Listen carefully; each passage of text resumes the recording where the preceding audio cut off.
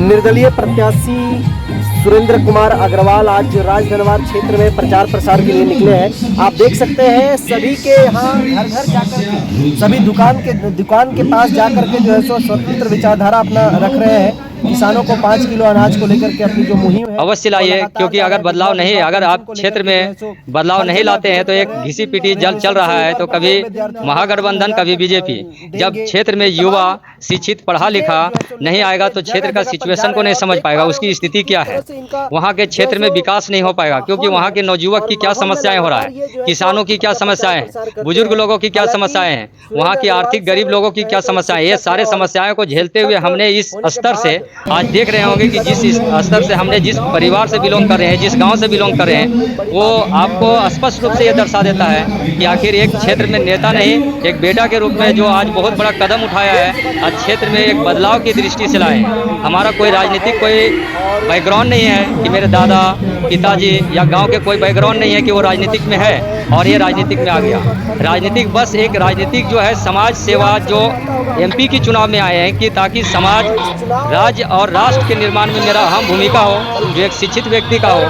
क्योंकि अभी से जब तक देखा जा रहा है तो केवल नेता पार्टी बदल रहे हैं, विकास नहीं कर रहे हैं, जबकि पार्टी बदल रहे हैं। इस पार्टी से वो पार्टी में, ये पार्टी से वो पार्टी में दे रहे हैं। और केंद्र में सरकार बैठे हुए हैं, वो देख रहे हैं कि मेरा पार्टी जो जीत करके आ रहा है। तो ये जो है जितने भी भ्रष्टाचारी लोग हैं, जितने भी प्रकार का अहम भूमिका, जो क्षेत्र में कोई काम नहीं हो रहा, केवल कागजी चीज़ों का। सर सवाल ये है कि विपक्ष में जो आपके लोग हैं वो बीजेपी की बात कर लें या महागठबंधन की बात कर लें, उनके मुकाबले आपका घर द्वार देख करके लगता है कि गांव का एक छोटा सा लड़का जो हजारीबाग में पढ़ाने का काम करता था और सांसद में कूद गया, चुनाव में लड़ रहा है, क्या आप उनको टक्कर दे पाएंगे?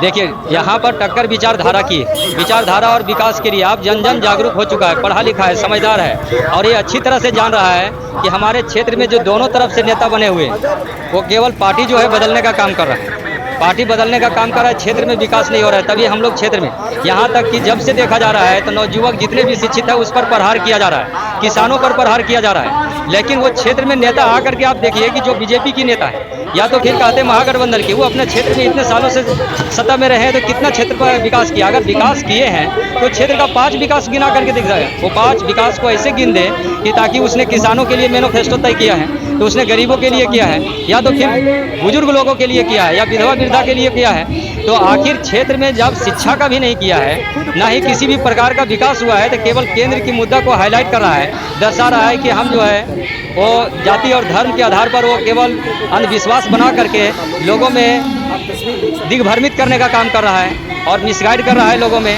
तो अब जनता पढ़ा लिखा हो गया, समझदार हो गया और शिक्षित हो गया। आखिर हम लोग भी एक शिक्षित हुए हैं, तभी तो आज सरकार से क्वेश्चन कर रहे हैं कि आखिर जो होता है हमारा क्षेत्र में एक जो होता है विकास होनी चाहिए। जो 5 सालों में आते हैं और चले जाते हैं, बहुत सारे नेता 5 साल में एक बार देखने के लिए आते हैं कि चुनावी के समय में आते हैं और अपना विचारधारा को रखते हैं लोगों से, और उसके बाद वो चले जाते हैं और 5 सालों तक केवल कागजी खाबों का दर्शाया जा रहा है। आप देख सकते हैं कि सदगावा का रोड देख लीजिए, या तो फिर यहाँ का और भी क्षेत्र का, केवल सदगावा के नहीं, कोडरमा लोकसभा के अंतर्गत शिक्षा से भी कमी है, विकास में आ गया।